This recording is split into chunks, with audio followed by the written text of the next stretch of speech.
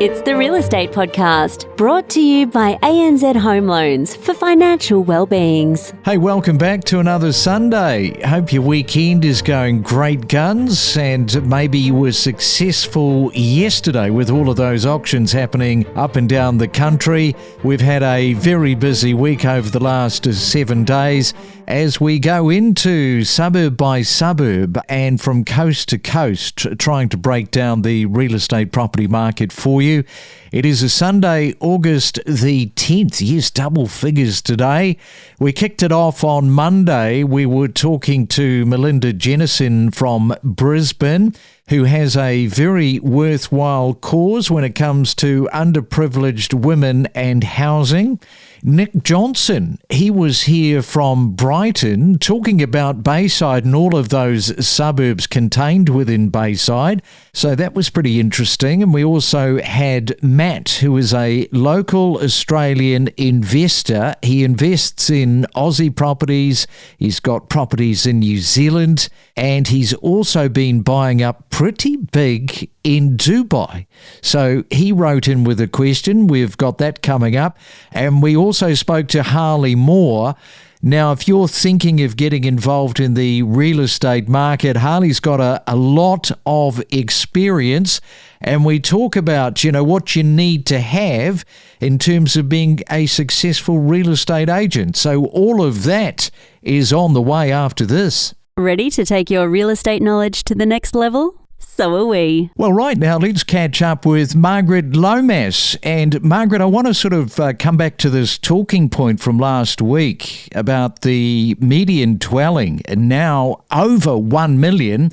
I made the comment, you go back 5 years ago, probably very, very hard to predict that it would have hit that number. Well, it's always going to hit that number at some point in the future, and we might be just here a little bit earlier than we thought we would be.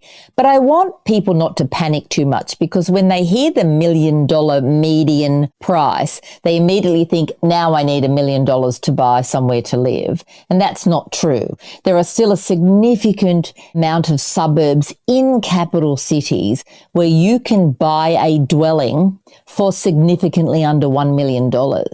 And we need to understand that what might need to change a little bit is your perspective of where you're going to be able to live, especially if you're a first home buyer, and what kind of a dwelling you're going to be able to live in. But there are plenty of places well under that $1 million, and you don't have to go out to the back of Burke to get them either. And I think we also need to understand that when we talk about median value, remember, we're taking into account the top sales as well as the bottom sales. And when you take a few of those top end sales out of the calculations, we then get a significantly lower number than the $1 million as the true price of a dwelling in Australia today. I think we shouldn't panic so much and understand that there's plenty of places that are still affordable, and they are places that aren't too far out from our CBDs. Now, when we talk about first home buyers, most of us think about younger buyers, don't we? But remember, there are older first time buyers.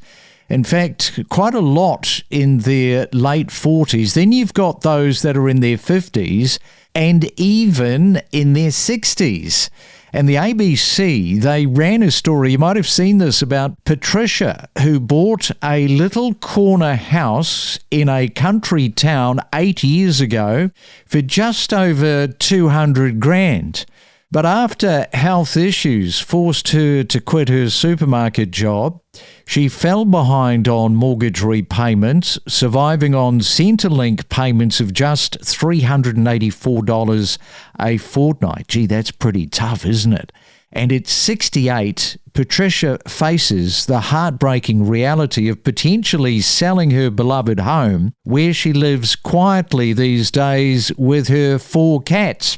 And despite reducing repayments to $1,000 a month, arrears kept on growing. Her bank, and I really hate the fact that they even proposed this, but they suggested selling it. But Patricia says that her house is adapted for her needs, and that is where she belongs in life. However, after media attention, this is the good bit, her story got out. As a result, the bank suddenly changed their tune. They offered to extend her loan terms and lower her repayments. There are many, many women in the same situation, and you are helping an organisation yourself there in Brisbane. Yes, look, myself and our business are getting behind the Forgotten Women charity, and they have a mission to provide safe housing for vulnerable women over the age of 55 years who are facing the exact circumstances that Patricia faces. That is, they're looking down, the potential pathway of homelessness, which is a growing concern for our community. Yeah, so tell us a little bit about this organisation and why you felt compelled to get in behind this, because I can tell you there's a lot of people that work in the real estate industry. They're just so busy, they just don't have the time. That's the reason. You've made the time, so all kudos to you and your business for getting in behind them. I agree, and I think it comes down to priorities. I think as a business, we see daily how secure housing can transform lives. And for us, it's not just about bricks and mortar. It's actually about safety, it's about dignity, and it's about opportunity. And sadly, for many women, particularly those fleeing things like domestic violence or those facing financial hardship, stable housing becomes out of reach. So the Forgotten Women charity provides crisis accommodation and transitional housing, and it provides an opportunity for those that are most vulnerable in our population. And you're right, we have dedicated our time and we are, trying to get the message out as far as we can. We are going to Live Like Her. We're participating in the Live Like Her challenge, where we'll actually be spending a night sleeping in our cars to raise awareness of the forgotten women. These are our aunts, they're our mothers, they're our sisters, they're our daughters. They're people just like us that find themselves challenged when it comes to affordable housing. So what is the website, Melinda, where people can go and get connected? So the Live Like Her challenge is just livelikeherchallenge.com.au. We're actually involved with Team REIQ. And if you Google my own name, Melinda Jennison, you can make a donation towards this cause.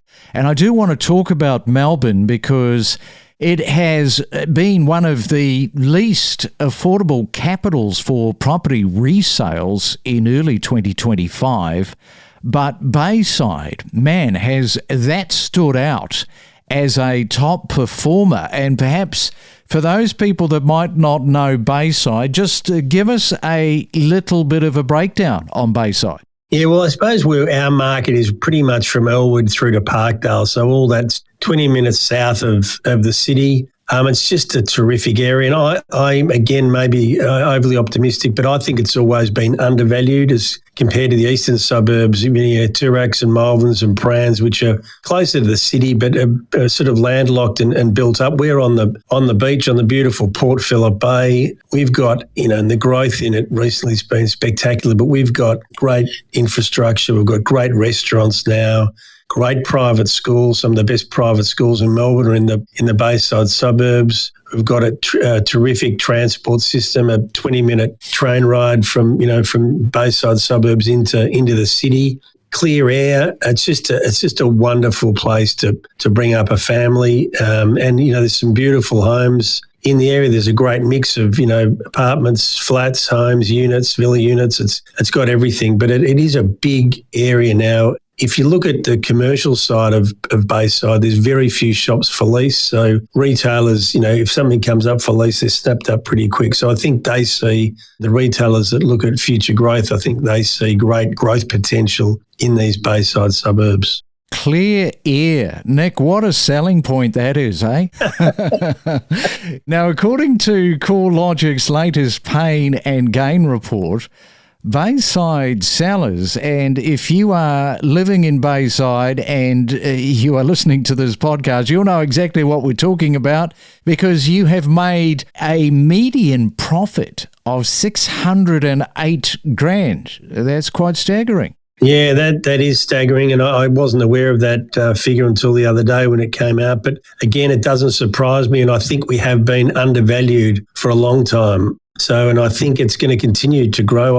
I think the next 6 to 12 months, we're going to see another little jump in prices in Bayside. And we've just seen, even in the last couple of weeks, there seems to be a fair bit more enthusiasm from local buyers and also interstate buyers, because it's been reported everywhere that Victoria's had the slowest growth in real estate in the last few years since COVID. So a lot of experts are suggesting that now's a great time to invest in Victoria and less broadly speaking, in Bayside suburbs of Melbourne. Good day, Craig. Good day, Mario. Thanks for having me. Remind me, the first time you wrote in, you had a few questions for Mario. Yes, correct. So I've been a long time real estate investor, especially in New Zealand and Australia. When we were planning to diversify, we thought that Dubai might be a good option for us. When I was doing my research online, I came across with your podcast. By that time, we already had bought 2 properties, but we were having some doubts and concerns. And I wrote you an email about, how the process is and is it okay for them not to reply to me with the SPA on time and things like that. And you guys reassured me that everything is going to be all right, and turned out to be really good so far.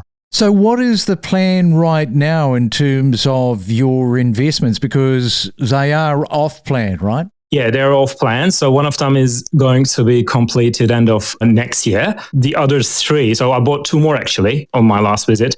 The other 3 will be completed end of 2028. By then, hopefully we'll make up our minds about where we're going to live after that. Now, we'll get to some of the tips from your experience. I know that Mario's got a question around, your nationality.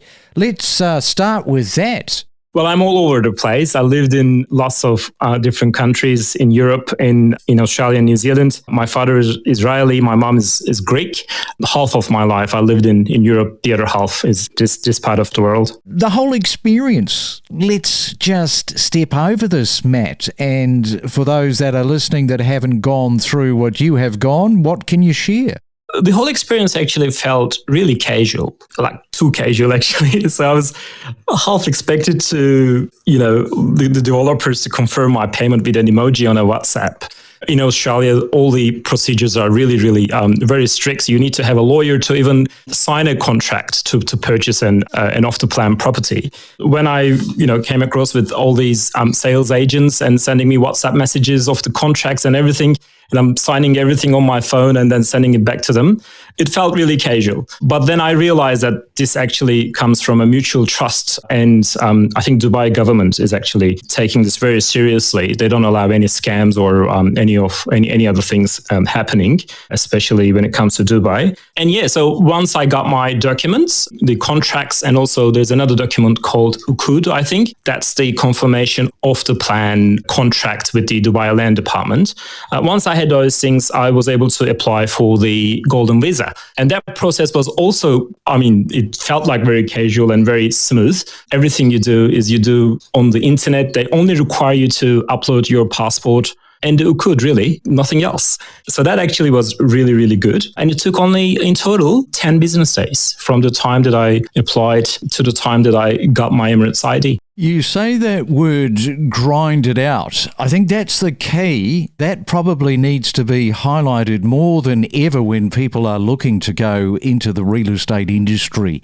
It is very much a grind to get yourself into a position where you're still going to be grinding, but that first 2 years is a really big mountain to climb, which is the reason why over 80% of people are actually failing in the first 12 months. What about 2025 in terms of you there in Melbourne, because you're running your franchise? What are you seeing for 2025 with people's attitude around real estate and getting stuck in? Yeah, look, I think we're certainly seeing a lot more optimism in terms of our sales people, our sales team. I think people since COVID, we're seeing more flexibility in my business now. We have a lot of female people working within our sales department, and a lot of them are mums as well. So what we've had to adapt to in terms of our business is having that degree of flexibility of allowing people to have that work-life balance, which is certainly a good thing. We're getting more young people who are perhaps looking at the option of not necessarily having to go to university and doing a degree that they don't want to do and then ultimately having a HECS debt. We're getting a lot more younger people looking at the option of coming on as sales cadets within our business and working in with mentors in, I guess, pod teams and things like that. My advice has always been, if you've got the hunger, the enthusiasm, the want to work within a team, as a young person moving into this industry, having that tech savvy database, all those sorts of things, you can forge a really good career long term.